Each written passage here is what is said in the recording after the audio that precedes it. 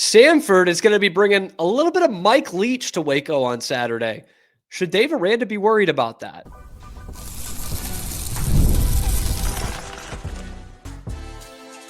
You are Locked On Baylor, your daily podcast on the Baylor Bears. Part of the Locked On Podcast Network, your team every day. Hello there, Bears fans. Welcome to another episode of Locked On Baylor, brought to you by FanDuel and part of the Locked On Podcast Network, where it's your team every day. I'm your host, Cam Stuart of ESPN Central Texas and the Cam Show on YouTube. Joining me today, distinguished guest, host of the Chris Hatcher Show at Sanford, Brad Radisi. He is going to break down what this Sanford football team is bringing to Waco and the players to watch in this one. And then we might just grill him on a little bit of this Sanford trivia we've been throwing out to you guys this week. So definitely stick around for that. But Chris, how is the football season? Chris, I just had a Chris on. Brad, did I call you Chris the first time too? No, I think you got it right the first time. Okay, see, this is the things I got to keep up with, Brad. Brad, how is the football season treating you so far, the season in general? The season in general is going great. I mean, we've had some exciting games so far this year. My gosh, we've had LSU beat Clemson. We've had Florida State beat up on Alabama, which, here in the state of Alabama, sometimes it's always good to have those guys knock down a peg or two. Sure. So Auburn's looking good, as you well know. Yes. And that Great, Friday night game. Right. National championship level, some would say. Yeah. So, hey, so far so good. Now, the Bulldogs would like to be 2-0 other than 0-2, but it's part of the course. It's early in the season, so we'll see where we're going to go. And it must feel good, by the way, like you're going to play an FBS opponent and it's not the SEC. That's like a nice change of pace. Texas, Big 12, not to degrade my own team at all. I think they're pretty good, but to not have to do the LSU, the Auburn, the Florida trick, that must feel nice. Yeah, it feels nice this week until November when we do travel to Texas A&M. Yeah. So we'll get the SEC taste, but we're used to it. We're no stranger to games like this. We've played the Floridas, we've played the Florida States, the Mississippi States.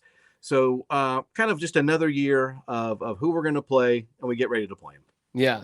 And you must come to expect it because not only being an SEC country, but like literally being in the capital of the SEC. Basically out there in Birmingham. I'm hoping the Samford people will enjoy Central Texas and the Brazos Valley as they visit Waco and College Station. Some good eats. So if you need some recommendations later, I'll be happy to give it to you. But Brad, I wanted to talk about this coach in particular, Chris Hatcher. Yeah. We've done some trivia questions about him this week. We're starting to know, like, he played in that system. Hal Mumme, Mike Leach. Something that Dave Aranda talked about a little bit is he tries to bring that to the teams that he coaches. And it's early in the season, hasn't quite clicked yet with 16 total points through 2 games. But is that still part of the style that a Chris Hatcher team is trying to win with? Yeah, Chris Hatcher, really one of the founding fathers of the air raid there, like you mentioned with Hal Mumme. And you know what? The system is proven. The system has always scored points, but for some reason this season, it's just the little things that haven't gone the right way for the Bulldogs. Turnovers, for instance. My gosh, we must be leading the country in returned fumbles for touchdowns. We've had 3 of them so far.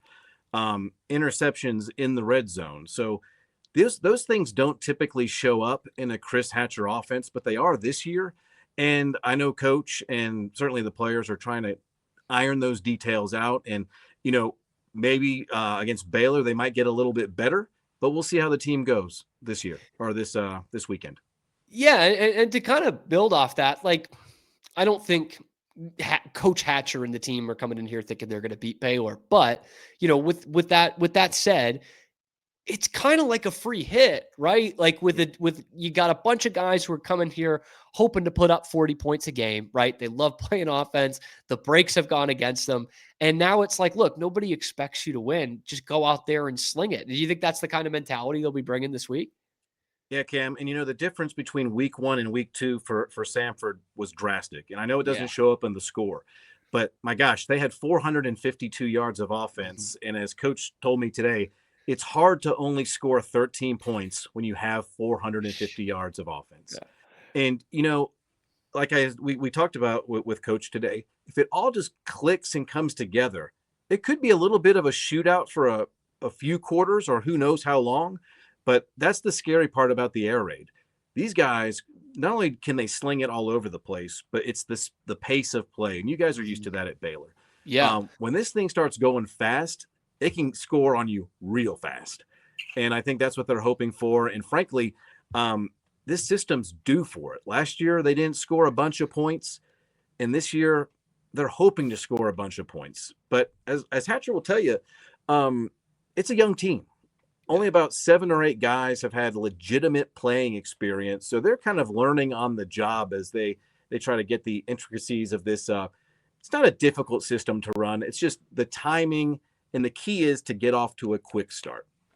And it's different, right? Like that's what we heard about through how Mummy and Mike Leach was that it was a necessity. They were at Iowa Wesleyan and Valdosta State, and no disrespect, but someplace like Samford, where, you're in the middle of SEC country and you're not getting the best athletes in Alabama because they're playing in the SEC. So it's kind of out of a necessity, right? And the other great part about it for a team running it is no matter who you play, whether it's a FCS powerhouse, or it's the Citadel or Baylor, there's not a lot of teams defending against it. There's not a lot of teams that are going into practice and have a scout team that can run the air raid. So maybe to your point about, maybe it could be a shootout for a little bit. Maybe that's the saving grace that Baylor's defense has not been very good this year. And they haven't played against the air raid. So whether it's, on the Baylor side, whether it's Alabama or Samford, you haven't defended against it yet. Yeah, well, on the Sanford side of things, the stars are aligning a little bit, right? You guys just beat SMU, who is 17th ranked in the country. You're coming back home. It's a sleepy 11 o'clock start. Yep. Stanford's 0-2. They haven't looked good on paper, and maybe Baylor's looking at that a little bit. But if Sanford does somehow pull it all together and bam, bam, 2 quick scores, then it's a ball game. And we'll see if they can sustain it. And that's the biggest thing that Coach Hatcher told me today was, it's sustaining against programs like Baylor, like Florida, because they just have more horses that they can run out there and really wear down an FCS team. And the other thing about that too is it looks a little bit different now with Baylor's schedule, with how things have shaken out in the Big 12. But you mentioned Auburn and SMU, and then after this week, it's the Big 12 champs, Arizona State coming in. And then a couple weeks after that, it's Kansas State coming in. So absolutely, like when we were looking at the first few weeks of this season, it was like, all right, get through those first 2, then get in the next one. But you'll get bit if you're doing it that way. Anyway, when we come up next, we're going to tell you about the stakes that might be doing the biting. Okay. Brad's going to tell us what players to look out for on this Samford team. And then I've decided we are going to grill him a little bit on some trivia that we've asked this week. So that is coming up next on Locked On Baylor. But first, today's episode is brought to you by our good friends over at DoorDash, man. They're always making me happy, especially on the weekends, especially. And it's almost the weekend. It's time to look back and crown this week's MVP on Who Delivered, powered by DoorDash. Just like you can win every Saturday with DoorDash Streaks, saving more every time you order. These players delivered when it mattered the most. Let's break it down. Yesterday, I gave it to Sawyer Robertson, AP National Player of the Week. Tough to not give it to him. So today for the Bears, I am going to go full. I kind of split it with Josh Cameron today. It's going to be Josh Cameron. He delivered in a huge way. Like Sawyer's delivering him the football, but he's the one who comes down with 2 touchdowns, comes away with a bomb, has a big pass in overtime that he catches while being interfered with. Just unbelievable. When you get the ball to Josh Cameron, good things happen. And when the pressure was on, he came through. No hesitation, no delay. And if you've been watching this team last year and this year, you'll know that that was not a fluke. Josh Cameron is on a streak. And just like Josh Cameron delivered for the Bears, DoorDash delivers your Saturdays. With DoorDash Streaks, you save every Saturday you order. Stack it up all season, and you can save up to $250, including $100 in DoorDash credits. Order this Saturday. Keep the streak alive. Fuel your game day only with DoorDash. Terms do apply, and that promo period runs almost to the end of football season, right through November 18th. Now, back to the show. Brad Radisi, host of the Chris Hatcher Show, covering Samford football and talking with the head ball coach in Homewood, right? Homewood, not Birmingham. Yeah, Homewood, which is, a stone's throw away from Birmingham. But yes, we are a Homewood school right here in Sweet Home, Alabama. We love that, which is your alma mater, correct? It is. It Yeah. is. I graduated, as I can say now, in the 1900s, in 1999. So then stayed in Birmingham. Birmingham, if you have never been, for you or your viewers, it's really a beautiful, friendly city. I came here from South Florida and stayed in Birmingham, spent some time in TV here, and have had the opportunity to come back and serve at my alma mater. And it's been fantastic. And if you're there for a game of any kind, you're probably going to be in some dang good facilities, man. A beautiful little home football stadium, basketball. And basketball's obviously been on a good run the last couple of years. So good things happening there. Good things happening out there with the Bulldogs in Sanford. They come to Waco this weekend. A air raid team against a Baylor team that has just been clicking on all cylinders when it comes to offense, specifically at the quarterback position with Sawyer Robertson. But we know about Sawyer Robertson. We know about Josh Cameron and Michael Trigg, and we can go up and down the list of Baylor guys. But Brad, I want to know who on this Sanford team should we be watching out for? Yeah, so I'll start with the offense. Quincy Crittenden is the quarterback. He's been here seemingly forever. He's been here a while. And, I think some of his issues might be carrying the weight of that air raid offense, because Chris Hatcher has had numerous Walter Payton Award finalists and a winner with Devlin Hodges. And for those who don't know, the Walter Payton Award is kind of the Heisman of the FCS. So he comes in with high expectations to hit these 4,000, 5,000 yard passing marks. And between the 20s, he's been money this year. In the red zone, it's been difficult. So watch Quincy. He threw the ball 56 times last weekend. So they're going to throw it a bunch. And he's going to throw it to a guy. You'll see he's a number 4, Preston Bird. And Preston is a smaller wide receiver. He's a tough tackle. He's got some moves. He'll be a pest. And then on the other side is Jaden Gibson, who, again, kind of your traditional wide receiver. He's kind of I would say a second down receiver. He gets things going. If he's catching the ball and getting those 5 to 7 to 8 yards on a first down or on a second down, that gets this thing going for the air raid. There's a rhythm there. If he gets in the rhythm, the team's in rhythm. Yes, and it's so critical to stay ahead of the sticks. If Baylor sees success on first down, and it really throws a little bit of everything off, is what I've noticed in all these years watching Chris Hatcher teams. But if he can get a little bit of a run game from CJ Evans, who had a little promise against Citadel, didn't have a 100-yard game, but he didn't have the carries. When you're throwing it 56 times, you have limited running back carries, but he had some success. And if you have a guy in this offense where you can counter the pass with the run, you can be pretty explosive. And to go back to the first down point, like, Baylor's not been good running the ball this year. For as good as they've been at putting up points, they have really not established the run in either of their first 2 games. And it feels like that's got to come because they've got a really good running back in Bryson Washington. It's mostly the same line from last year that was pretty dang good the second half of the season. By the way, coached by Mason Miller, another Mike Leach guy, very much of that same tree. So there you go again. You're going to see a lot of it. So first down, I know it's like a cliche football guy thing to say, but first down could be crucial in this game, even though Baylor does have obviously the talent to convert on 3rd and long, as they've done a couple of times this season, but a couple of mistakes with the way their defense has been playing, and you're not in a great position. Is there anyone we should be looking at from the defensive side of the football? I know it's an air raid team and you don't focus on it a lot. Yeah, Jaden Mosley and Carson Sloan, they're kind of the linebackers. They're gobbling up a bunch of the tackles.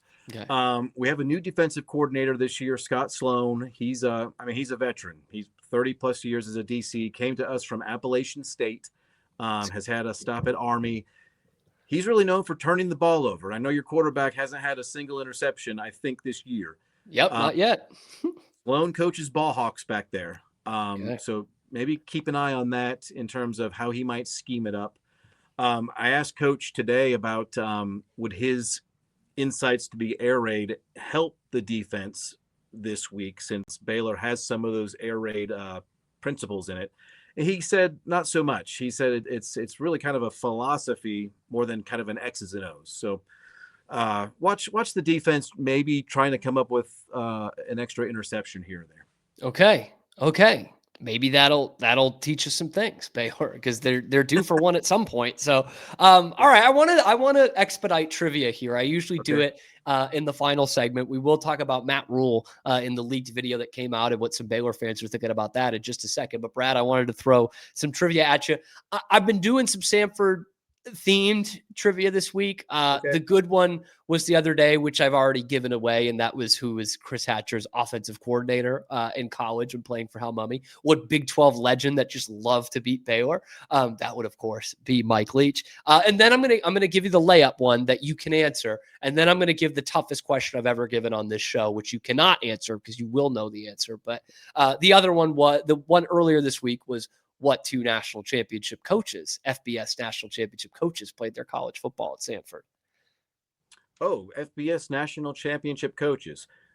That would be Jimbo Fisher and Bobby Bowden. The great Bobby Bowden. Yep. There it is. Big statue right here on campus for Bobby.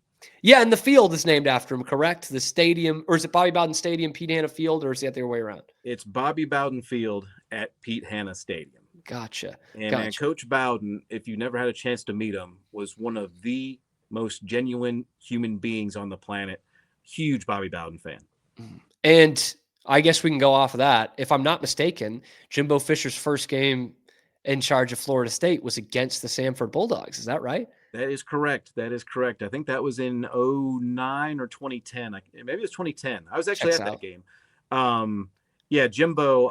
In fact, another bit of trivia: Jimbo's son is on the current team.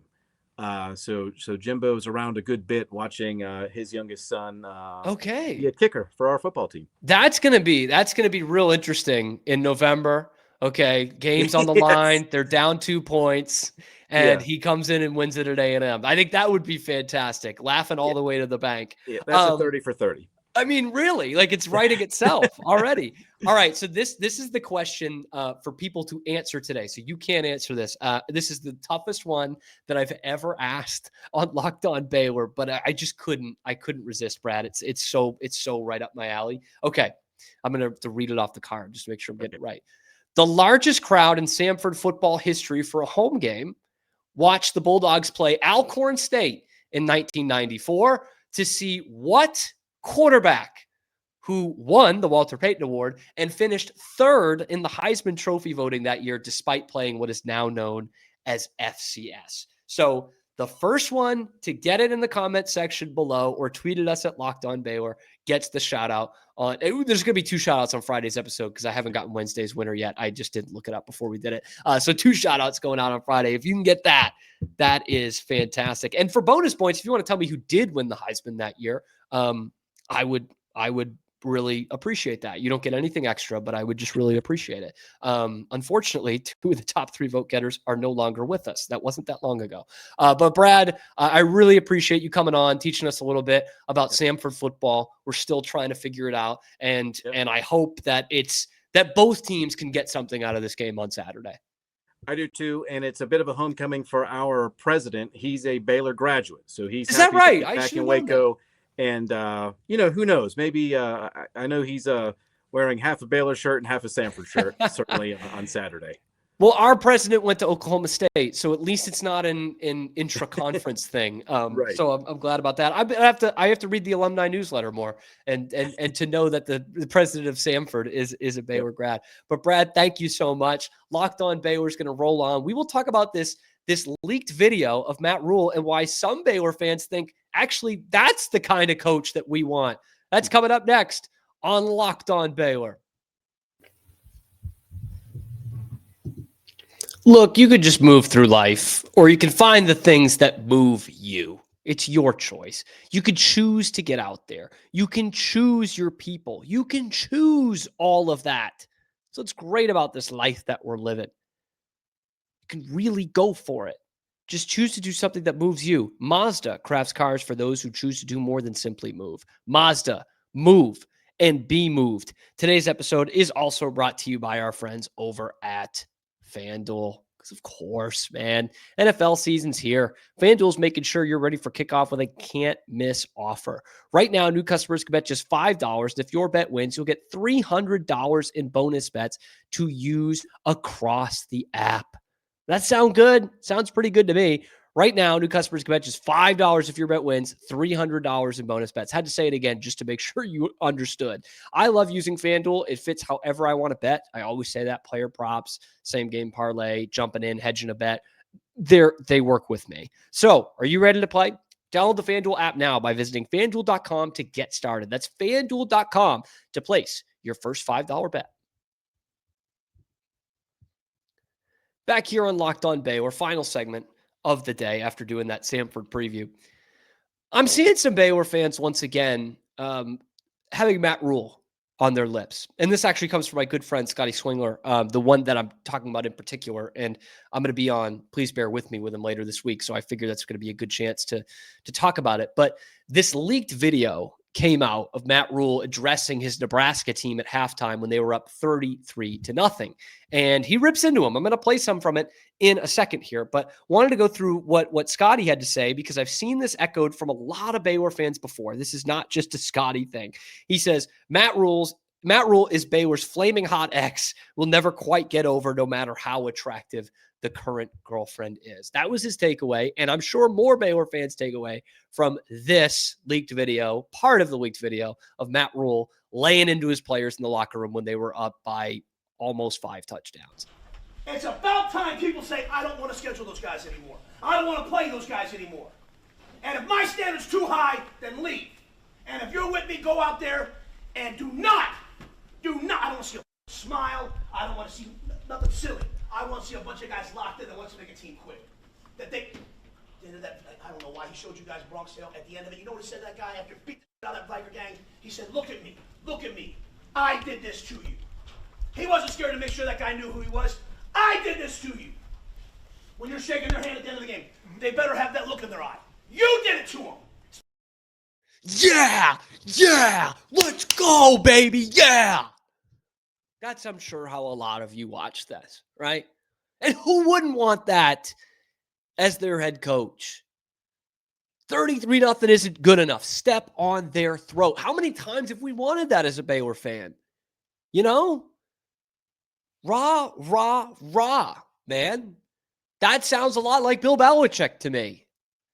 Of course, it's what you want in a head coach when you're a fan of the alma mater that you would be saying that for, right? You know, that's what you want to hear when you're in the locker room. And I understand that. I get why a lot of Baylor fans still want that because I get them in the comments all the time of, oh, Dave Aranda, how are you supposed to be fired up when he's never fired up? As I said on the show yesterday, I never really cared about that. If you win, you win, right? Like that's, I don't think the problem is that he's not giving one of those speeches in the locker room, that he's not showing the team a Bronx Tale to show them what he wants, how he wants them to play football. I get that.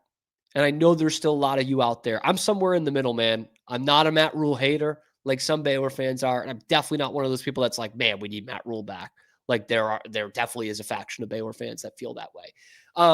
But looking at Matt Rhule, this is supposed to be the year of the breakout. Nebraska, year three is when he's supposed to win 10 games. It's what he does at the other places. And so for those of you who want Matt Rhule over Dave Aranda, let me just throw this at you. With the 2-0 start this year, Matt Rhule is 14-13 at Nebraska. Dave Aranda is 32-31 at Baylor. Both reasonable sample sizes, both a game over 500. So are you trading for Matt Rhule right now? And by the way, this is not his division of the Big Ten is not Michigan, Ohio State. Like that's not. He's playing the other Big Ten schools. Okay, so don't give me the Big 12, Big 10 thing. Okay, it's not like he has this glistening resume.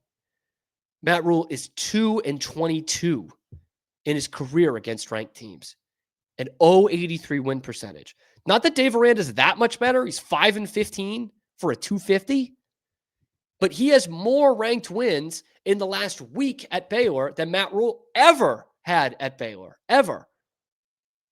Matt Rhule teams finished in the rankings in the postseason poll one time ever. 3 different schools, one time. And that was 2019 at Baylor.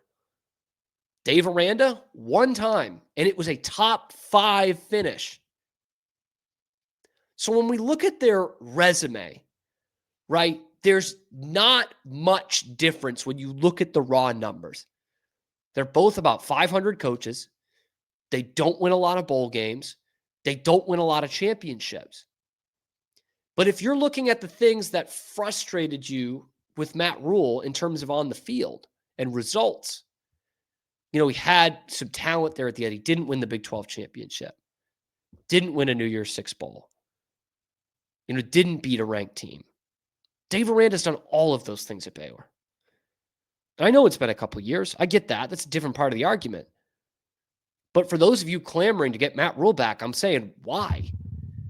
You're just going to get the same stuff as Dave Aranda, but there'll be more clips like this. Oh, great. You know, he's yelling at guys in the locker room. He's showing them a Bronx tale. He's telling them that 33-0 isn't good enough. I'm sure Dave Aranda thinks that as well when he's playing a nobody, a cream puff. So that's like what I'm not getting here. We saw Matt Rhule for 3 years at Baylor. We've seen Dave Aranda for 5 now. On the field, results-wise, they're the same coach. In fact, Dave Aranda's done more. And yet there's still people that are like, man, I would really take Matt Rhule back. He was really building something here. Was he? He won 1 game the first year, and he was already interviewing with NFL coaches, like NFL owners, excuse me. Like, that guy wanted out as soon as possible. And that's fine, man. Like, that's your career. That's fine. I'm not too bent out of shape about that. But, like, he's also a game over 500. He also doesn't win many bowl games. He also is almost never ranked. He's never been ranked at Nebraska. He's been ranked in 3 seasons ever in college. So I'm not seeing it, man. And I know Nebraska's all rah-rah about Matt Rhule, right? They love him. And this is supposed to be the year they win 10 games. I'd hold my breath if I were you about winning 10 games at Nebraska. But I don't think any Nebraska fans are sitting there clamoring for Dave Aranda. So it really shouldn't be the other way around. They're roughly the same coach. And by the way, we already know this about Matt Rhule. We know the whole used car salesman thing, right? We know it. We know the dream he was selling to these players in the locker room as he was interviewing with NFL teams. So personally, to me, the rah-rah stuff just does not have the same effect when you've had him as your coach and you know that it's borrowed time. Dave Aranda, honest to a fault, man. Honest to a fault.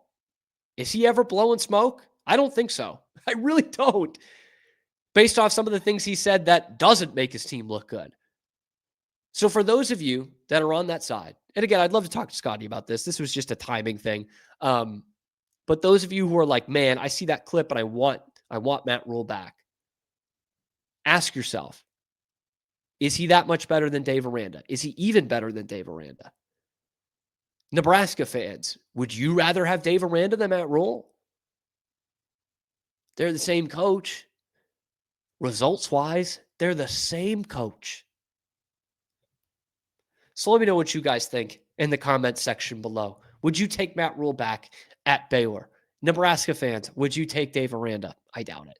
Let me know in the comment section below. Then be sure to like the video, subscribe to the channel. We, of course, come at you every weekday on YouTube and then wherever you get your podcasts as well. So thank you for making it your first listen today and every day. And we will see you tomorrow on the next episode of your favorite show, which is, of course, Locked On Baylor.